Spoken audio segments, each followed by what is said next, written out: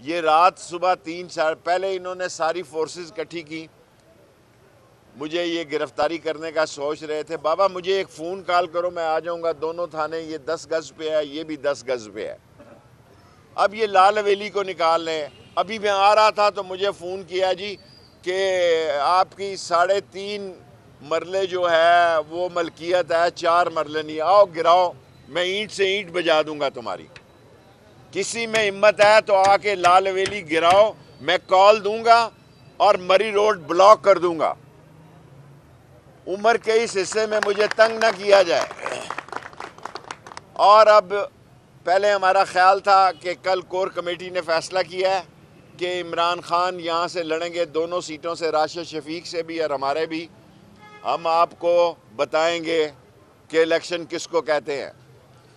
اللہ کے فضل و کرم سے ہاتھ ہمارے صاف ہیں، 16 وزارتوں میں کچھ نہیں ملا۔ ہم یہ لال حویلی ویمن یونیورسٹی کو ڈونیٹ میں کر چکا ہوں، ڈونیشن دے چکا ہوں کہ میرے مرنے کے بعد